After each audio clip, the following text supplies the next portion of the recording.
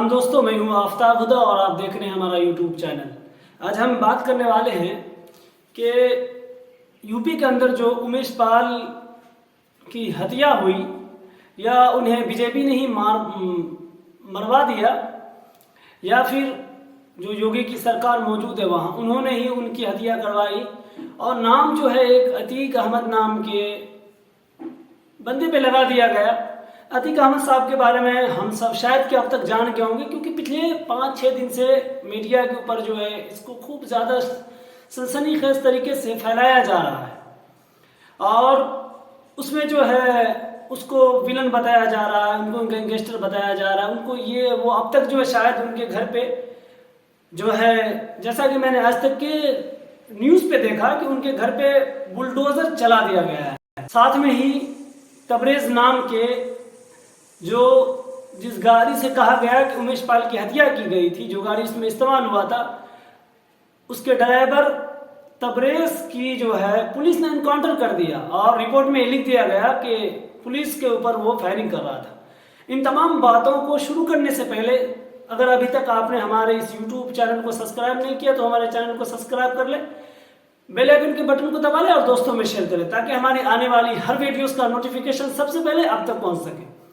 तो आइए हम इस मुद्दे को देखते हैं कि इसमें क्या सही है क्या गलत है। देखिए, जो भारतीय राजनीतिक है उसमें जो पहला पॉइंट टेबल है वो ये है कि भारतीय राजनीतिक से मुसलमानों को दरकिनार किया जाए।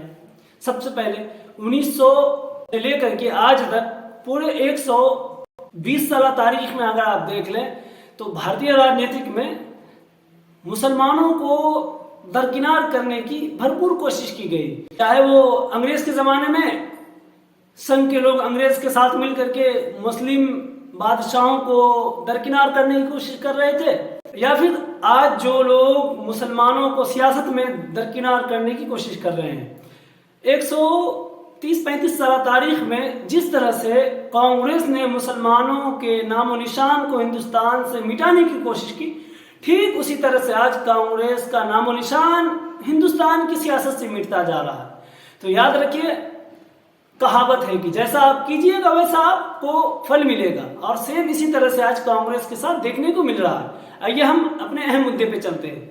देखिए, वैसे तो हमने बार बार सुना है, जब से 2014 से सरकार जो है आई है बीजेपी की, और 2015 में जो है जैसे सरकार बीजेपी की योगी आदित्यनाथ की 15 या 16 में बनी थी, तो तब से यूपी में वैसे भी अमन अमान ठीक नहीं था। लेकिन जब से इनकी सरकार बनी है, शायद के बंदर के हाथ में जो है दे दिया गया है पूरा पूरा केला का बागान की, लो अब तुम इसकी रखवाली करो। आप वैसे भी कुछ लोगों की शक्ल बंदरों से मिलती है तो शायद के वो बंदर ही होंगे, और वैसे भी कुछ लोग मानने वाले हैं हनुमान जी के, तो उनसे भी मिलता जुलता उनका शक्ल है। तो अब कहीं न कहीं उनकी राजनीति यही है। आपने देखा होगा कि आज से कुछ ही दिन पहले इलेक्शन कमीशन ऑफ इंडिया ने आजम खान, जो समाजवादी पार्टी के मेंबर ऑफ पार्लियामेंट थे और यूपी से थे, उनकी जो सदस्यता थी उनको जो है इलेक्शन कमीशन ऑफ इंडिया ने जो उनकी मेंबरशिप थी उनको खत्म कर दिया। फिर उनके लड़के की मेंबरशिप को खत्म कर दिया। और यही नहीं, जब इलेक्शन हुआ रामपुर के अंदर तो पता ये चला कि पुलिस मुस्लिम एरियो में जाकर के तैनात थी और मुस्लिम वोटरों को निकलने ही नहीं दिया वोट डालने के लिए। तो ये यूपी का हाल है और भारत के अलग अलग राज्यों में भी यही हाल है। गुजरात के अंदर ये हाल है, बिहार के अंदर भी कई जगहों पर ये देखने को मिलता है, तो दिल्ली के अंदर ये देखने को मिलता है। तो देखिए, सियासत में मुसलमानों को दरकिनार करने की मुकम्मल तौर से कोशिश की जा रही है और कर दिया गया है 90% तक। अब 10% लोग बचे हुए हैं जो सियासत को मुसलमानों के हिसाब से चलाने की और मुसलमानों को हक की बात करने की कोशिश करते हैं। तो अब तो लमसम यूपी के अंदर से 95% मुस्लिम नेताओं को बाहर निकाल दिया गया सियासत से यूपी के अंदर। अब जो है जो 2-4 नेता टाइप के लोग बचे हुए हैं, जो जिनकी बात 200-400 लोग मानते हैं, 2-4 हजार लोग मानते हैं, अब क्या है उनके ऊपर झूठे झूठे आरोप लगा के बंदरों की सरकार जो यूपी के अंदर मौजूद है, जिनके अंदर इंसानियत नाम की चीज नहीं है, वो उनको दरकिनार करने की कोशिश कर रही है, उनके ऊपर जो है केस मुकदमा कर रही है।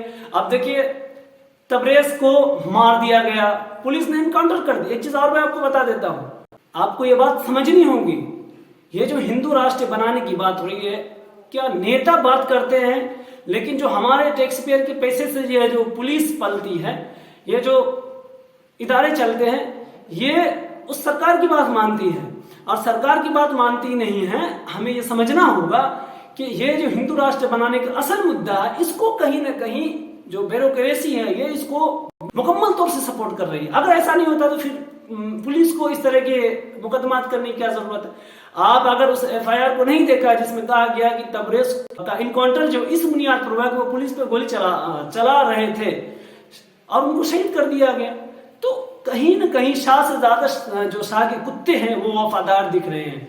लेकिन कोई बात नहीं है, ये वफादारी ज्यादा दिन नहीं चलेगी, फिर सरकार बदलेगी, माहौल जरूर बदलेगा और फिर पता चल जाएगा कि किसमें कितना पावर है। जैसा कि आज से कुछ दिन पहले एक हैदराबाद का संसद ने कहा था कि तुम 15 मिनट के लिए कुछ चीजों को बदल दो, हम तुमको बता देंगे कि ताकत क्या होता है। और इसी हफ्ते में एक मौलाना ने जो बयान दिया था कि अगर लड़ना है तो आप सामने से लड़ो, ये पीछे से पीठ पे क्यों वार करते हो और तुम सरकार का क्यों सपोर्ट लेते हो, ब्यूरोक्रेसी का क्यों सपोर्ट लेते हो। बात बिल्कुल सही है, अगर तुम्हें लड़ना है तो तुम सामने आके लड़ो। बहरहाल आइए हम फिर से चलते हैं इस मुद्दे के ऊपर। अब उनके घर को बुलडोजर चला के तोड़ दिया गया, यानी कि सेम वही एरिया हिंदुस्तान के अंदर अपनाया जा रहा है जो इजराइल फिलिस्तीनियों के साथ अपना रहा है।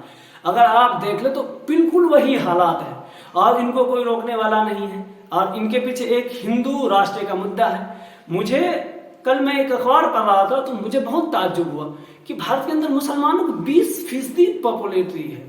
अगर हम 130 करोड़ को हम 20 से 5 हिस्सों में बांटते हैं तो हमें समझ आता है कि कुल कितनी आबादी होती है।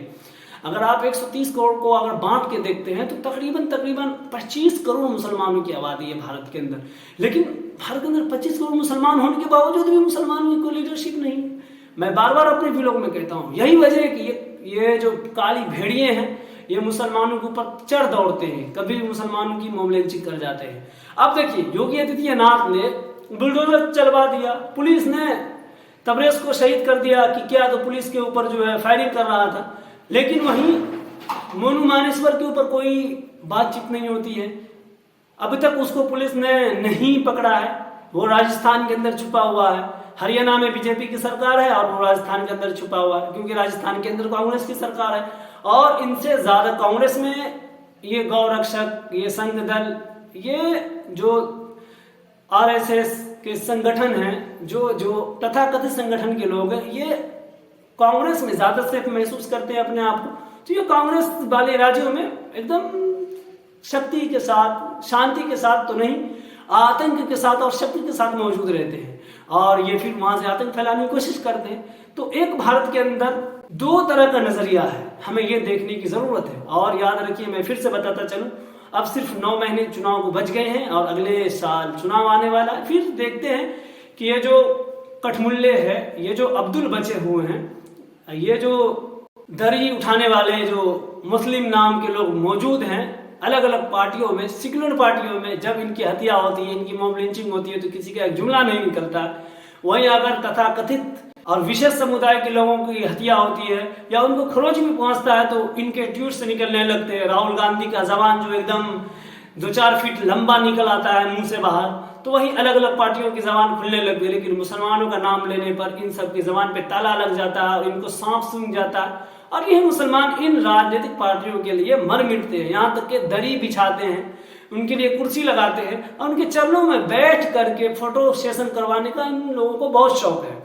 लेकिन खुद की पार्टी, खुद की एक संस्था बनाने का कोई इनको चिंता नहीं है। इन्हें ये लगता है कि चलो जिनके साथ हो रहा है उनके साथ हो रहा है, जब हम पे होगा तो देखा जाएगा। तो याद रखिए, अगर आज आप आम मुसलमानों के बारे में, आम समुदाय के लोगों के बारे में ये सोचते हैं तो याद रखिए कल जब आपका नंबर आएगा तो भी ना आम मुसलमान भी सोचेंगे चलो जाने दो। अगर किसी को 2002 का दंगा याद नहीं है जिसमें वहां के गवर्नर जो मुस्लिम थे उनके साथ क्या हुआ था, तो वो याद रखे कि फिर उन्होंने अब तक सियासत में कुछ नहीं सीखा, कुछ नहीं जाना।